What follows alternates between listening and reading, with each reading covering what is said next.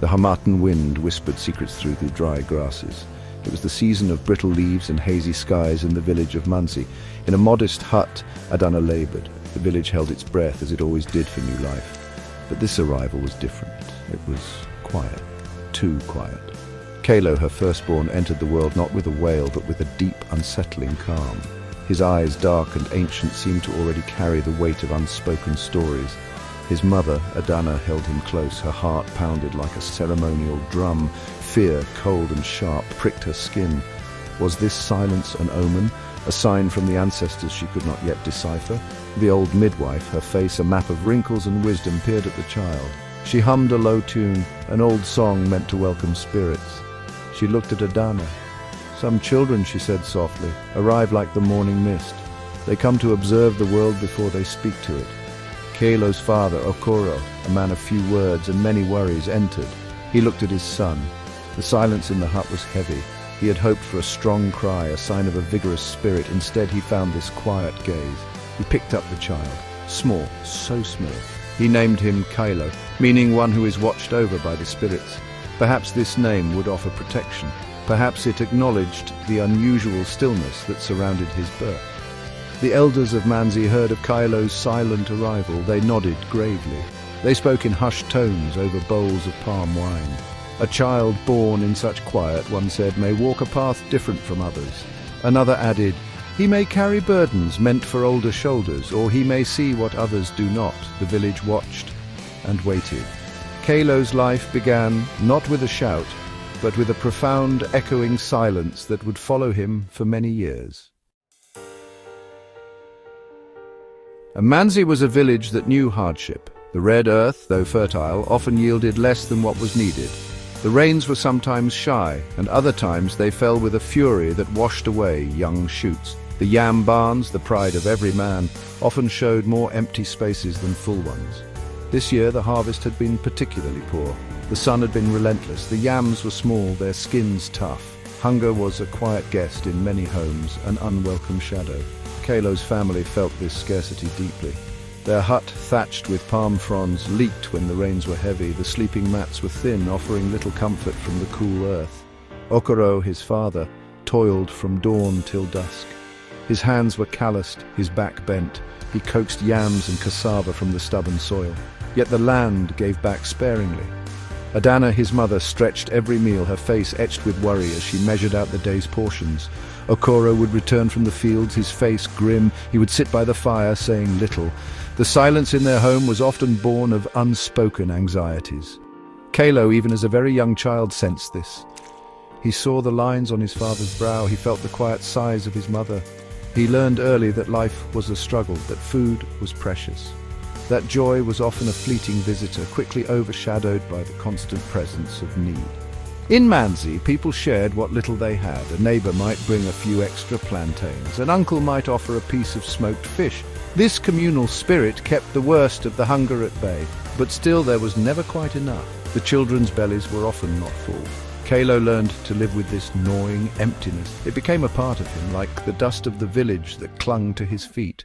The weight of the empty yam barn was a burden for all. Kalo was barely 5 rains old when his responsibilities began. Other children his age chased lizards in the sun. They played with carved wooden toys. They filled the village square with their laughter, but Kalo's laughter was rare. His games were few. His small hands were already learning the feel of work. His father, Okoro, saw the quiet strength in his son. He saw the understanding in his young eyes, and so the loads began to be placed upon those small shoulders. His days started before the sun painted the sky. He would fetch water from the stream. A small clay pot balanced carefully on his head. The path was long and uneven. His small legs ached. Then it was off to gather firewood, twigs and fallen branches, enough for the cooking fire. He helped Adana in the small patch of land behind their hut, weeding and planting vegetables. When his father went to the main farm, Kalo sometimes went too, carrying tools or a small gourd of water. There was no time for the carefree play that marked the lives of other children. His childhood was a series of tasks, of duties fulfilled without complaint. He watched the other children, a wistful look sometimes flickering in his eyes, but he knew his family needed him. He understood in a way that was beyond his years that their survival depended on everyone contributing. The weight of this understanding settled upon him, shaping him, making him old before his time. He accepted these burdens. He did not cry. He did not protest. It was the way things were. His silence, once a cause for worry at his birth, now seemed a sign of his endurance. He moved through his days with a quiet determination. He was a small shadow moving purposefully, his young face often serious in concentration. The village elders noticed. That one, they would say, carries his chi with a strong heart. His childhood was a sacrifice laid upon the altar of family need. Adana, Kalo's mother, was a woman carved from resilient wood. Life had etched lines of sorrow and strength onto her face. She moved with a quiet grace, her spirit unbent by the harsh winds of poverty. She was the steadfast heart of their small family. Her love for Kailo was a deep, still river. It flowed not in torrents of words or effusive displays, but in the steady current of her actions, her presence, her unwavering support for her quiet, burdened son. Their communication was a language understood without speech, a shared glance across the cooking fire, a gentle touch on his shoulder as he passed. When Kailo returned, weary from his chores, Adana would have a warm bowl of fufu ready, perhaps with an extra piece of fish she had saved. She mended his worn clothes with careful stitches, her fingers deft and loving. These small acts were her words, her way of saying, "I see you, I am with you, you are not alone." Kailo in turn showed his devotion through his silent obedience and his tireless efforts. He never complained about the endless tasks. He tried to lighten her load in small ways. He would fetch water before she even asked. He would ensure the younger children, when they came, did not trouble her too much. He saw the weariness in her eyes, the slight droop of her shoulders at the end of a long day. His heart ached for her, and he did what he could in his small way to ease her burdens. Her pride in him was a quiet, fierce thing. She saw his intelligence, his resilience, his deep well of empathy. When he finally started school, she watched him go with a mixture of hope and trepidation. She knew the path of knowledge was not easy, but she also knew her son. She knew the strength that lay beneath his quiet exterior. Their bond was a silent symphony played out in the rhythms of daily life, a testament to a love that needed no words to be understood. Section 5, The Path to New Knowledge, First Steps into the Mission School. The white man's school came to Mansi like a new season. It arrived with a stern-faced missionary and books filled with strange symbols. The village was divided. Some saw it as a path to a new kind of power, a way to understand the changing world. Others were suspicious. They feared it would turn the children away from the ways of the ancestors. "What good are these new ways?" an elder grumbled, "if they make our children forget who they are." Okoro, Kalo's father, shared this skepticism. Kalo, however, felt a pull towards the small, whitewashed building. He had seen the older boys who attended. They carried slates and chalk. They spoke of letters and numbers. A curiosity sparked within him, a desire to understand these mysteries. Adana, his mother, saw the longing in his eyes. She spoke to Okoro. "Perhaps," she said, "there is something good in this new knowledge. Perhaps it can help our son." Reluctantly, Okoro agreed. He did not want his son to be left behind. On his first day, Kalo clutched a small, worn slate. He felt out of place. The other children, some bold and noisy, others shy like him, filled the small classroom. The teacher, Mr. Josiah, spoke in a mixture of the local tongue and the white man's language. The sounds were strange to Kalo's ears. The letters on the blackboard looked like intricate patterns, meaningless and confusing. He sat silently, observing, trying to make sense of this new world he had entered. The early days were a struggle. Some of the other children, quicker to grasp the new concepts or bolder in their speech, sometimes teased him for his quietness. He found it hard to form the strange words, to understand the teacher's explanations. The world of the school felt so different from the world of the farm and the village. Doubt began to creep into his mind. Was this path too difficult? Was his father right to be skeptical? But the spark of curiosity, though dimmed, was not extinguished. Section 6, The Thirst for Letters, Awakening the Mind's Fire. Despite the initial struggles, Kalo possessed a quiet determination. The thirst for knowledge, once awakened, would not be easily quenched. He would practice the strange letters on his slate late into the night by the dim light of the cooking fire's embers. His fingers, accustomed to the hoe and the machete, fumbled with the chalk, but he persisted. He repeated the new words softly to himself, trying to capture their sounds, their meanings. He listened intently in class, his dark eyes fixed on Mr. Josiah. Mr. Josiah, a kind man, despite his stern demeanor, soon noticed Calo's quiet effort. He saw the boy lingering after class, staring at the blackboard. He saw the careful, labored marks on his slate. One afternoon he called Calo to his desk. He spoke gently, encouragingly.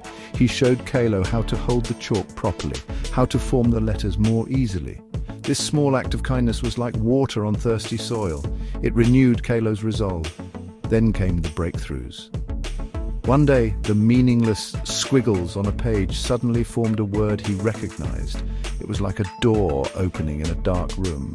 Soon he could read other words, then short sentences. Numbers, once a jumble, began to arrange themselves into patterns he could understand. A new world unfolded before him.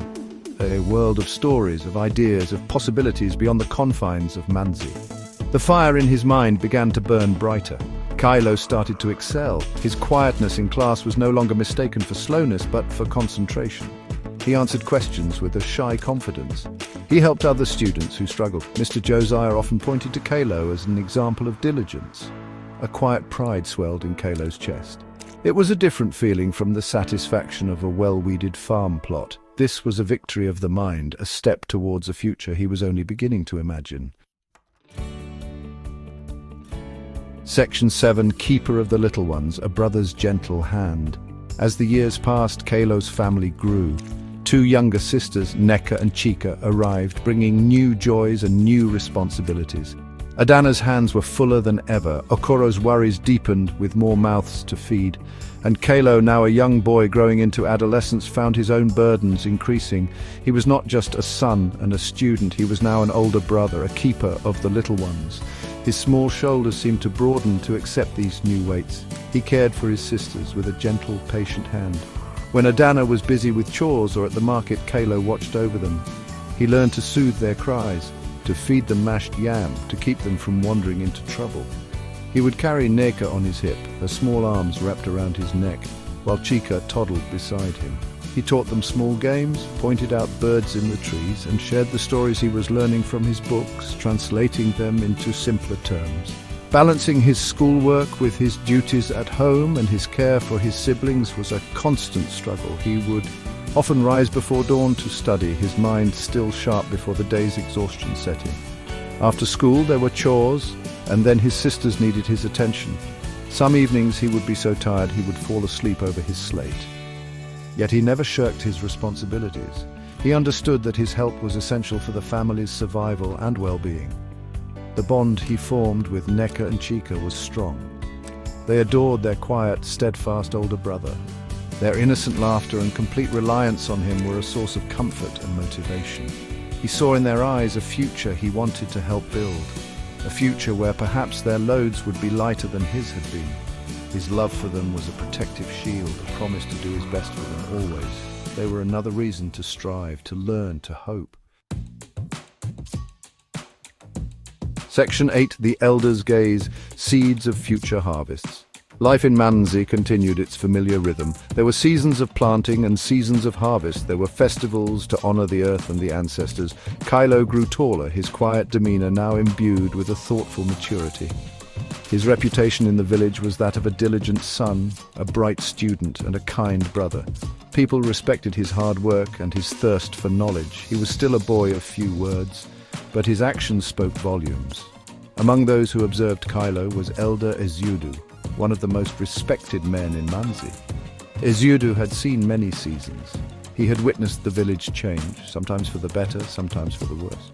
He watched Calo from afar. He saw the boy's dedication in the fields, his attentiveness at school, the gentle way he cared for his siblings. He saw the spark of intelligence in Calo's eyes, a keenness that was rare. He saw a future leader. Elder Ezudu spent many evenings in quiet contemplation, smoking his clay pipe on his veranda. He thought about Manzi's future. The old ways were good, but the world was changing. The white man's influence was growing. The village needed young people who understood both the traditions of their ancestors and the new knowledge that was coming. He thought of Kylo. The boy was a bridge. He was rooted in the soil of Manzi, yet his mind was reaching for new horizons. One day, Elder Ezudu called a meeting of the village elders and other important men. The air in the Obi, the meeting house, was serious. Palm wine was passed around. After the usual greetings and discussions of village matters, Elder Ezudu rose to speak. His voice, though old, was still strong. He spoke of the changing times. He spoke of the need for the young to be prepared. He spoke of nurturing the seeds that would become the future harvests of Manzi. And then he spoke of Kylo. Section 9. The First Spark. A Village's Hope Ignited. Elder Ezudu's words fell into the quiet Obi like stones into a still pond. He proposed something bold, something rarely done. He suggested that the village pool its resources to support Kylo's further education. He spoke of sending Kylo to the bigger school in the distant town, a place where he could learn even more, where his bright mind could truly flourish. This boy, Ezudu declared, his gaze sweeping over the assembled men, is a seed. If we nurture him, he will grow into a mighty tree that shelters us all. A murmur ran through the gathering. It was a significant proposal. Resources were scarce. Every family had its own needs. But they also respected Elder Ezudu's wisdom. They had all seen Kylo's quiet diligence, his thirst for learning. They had seen his character. One by one, other elders and family heads voiced their agreement. A sense of collective purpose began to fill the Obi.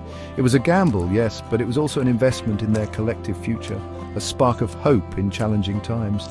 When Kylo was brought before the elders and told of their decision, he was overwhelmed. He stood silently, his heart pounding. The weight of their expectation, their faith in him, was immense. But it was not a crushing weight, it was a supportive one, a lifting one. Tears welled in his eyes, a rare display of emotion. He bowed deeply, his voice barely a whisper as he thanked them.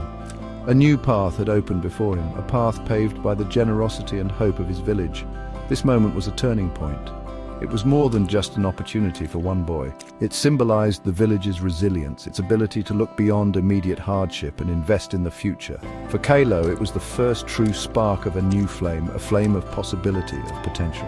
The burden he had carried since birth was still there, but now it was mingled with a profound sense of purpose and the bright, warming light of hope. The silent child of Manzi was on his way to finding his voice, and perhaps the voice of his people.